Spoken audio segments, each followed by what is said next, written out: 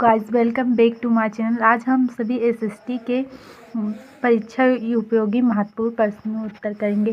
सबसे पहले है, निम्न में से किस ने जर्मनी के एकीकरण में शिला रखी?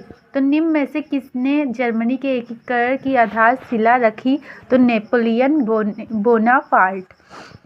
फिर निम्न में से किसे फ्रांस की क्रांति का अग्रदूत कहते हैं? किसको कहते हैं? रूसो को। किसको कहते हैं? रूसो को। सामाजिक उपबंध नामक पुस्तक का लेखक कौन था? रूसो। विश्वकोश नामक ग्रंथ की रचना किसने की थी? दिदरो। 1779 में फ्रांस की क्रांति के समय किसका शासन था? तो लुई 16वां। क्रांति के दौरान जन कल्याण के लिए सबसे अधिक काम किस समय हुआ? तो फिर आतंक राज में शायद रुक जाइए, एक बार कंफर्म करना पड़ेगा यार। 6 आतंक राज में ही। फ्रांस की क्रांति की मुख्य भूमिका किस वर्ग की थी? मध्यम वर्ग वाले। बैंक ऑफ फ्रांस की स्थापना किसने की? Napoleon Bonaparte. मानव और नागरिक अधिकारों की घोषणा किस सभा ने की?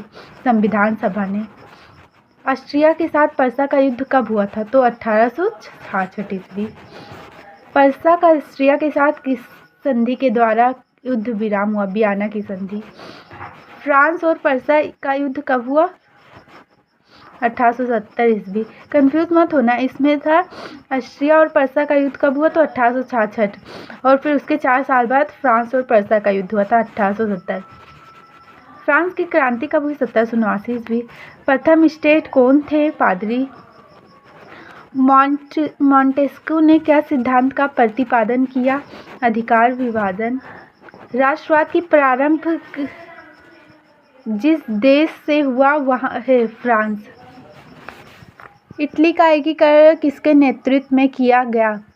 Joseph Garibaldi. पुनर्जागरण युग का अभ्युदय किस देश में हुआ था? इटली। यंग इटली सोसाइटी का संस्थापक कौन था? मैज़ीनी। फ्रांस की क्रांति हुई 1779 ईस्वी। ये क्वेश्चन रिपीटेड है, देखो यहाँ पे थी, यहाँ पे 13 पे भी ये क्वेश्चन है सेम, और यहाँ पे 20 पे भी। 1848 की फ्रांसीसी राज क्रांति के फलस्वरूप गणतंत्र की स्थापना हुई। फ्रांस में गणतंत्र की घोषणा किस वर्ष हुई? 1848 ईस्वी। नेपोलियन का संबंध किस देश से था? फ्रांस। जर्मनी के एकीकरण में मुख्य भूमिका किसकी थी? तो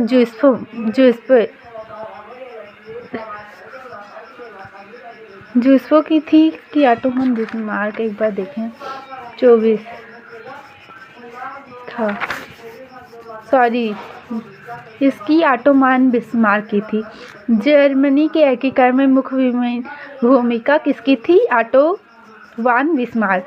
नेपोलियन बोनापार्ट की पराजय कब हुई थी? 1815 में। ऑटो वान बिस्मार्क की संबंध किस देश से था? जर्मनी से।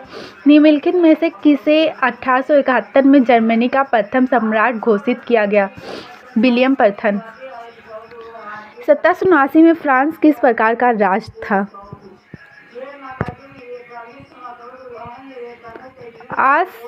असमिति राजतंत्र।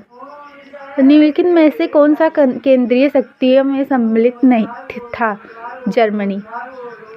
निम्नलिखित में इससे यह किसका कथन है? जब फ्रांस सीखता है तो बाकी यूरोप को सर्दी जुकाम हो जाता है। मेटरनिख। जूसेप्पे मैत्सिनी द्वारा स्थापित गुप्त संगठन है यंग इटली। और फिर जर्मन संस्कृत में बोस्कजिस्ट का आशय है आम जनता। निम्नलिखित नेताओं में किसने गुप्त संगठन यंग इटली बनाया?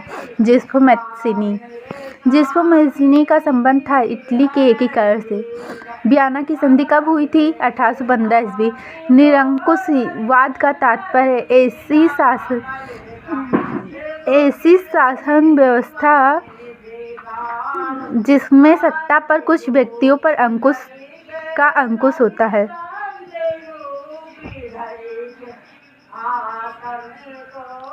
ये भी हो जा रहा था लेकिन सिकुड़ा था इसलिए नहीं। उदारवाद का तात्पर्य है उदारवाद। रुक जा, इसका एक बार कंफर्म कर लें। छत्तीसगढ़ सही है। ऐसी शासन व्यवस्था जिसमें सत्ता पर कुछ व्यक्तियों का अंकुश होता है। उदारवाद से तात्पर्य है व्यक्ति की स्वतंत्रता तथा कानून के समक्ष समानता। निम्नलिखित में से किसे 1871 में जर्मनी का प्रथम सम्राट घोषित किया गया? तो किसे किया गया था? केसर विलियम प्रथम। निम्नलिखित में से कि कौन सा 1804 के नेपोलियन कोड में नहीं जोड़ा गया था? जन्म से प्राप्त विशेषाधिकार नहीं जोड़ा गया।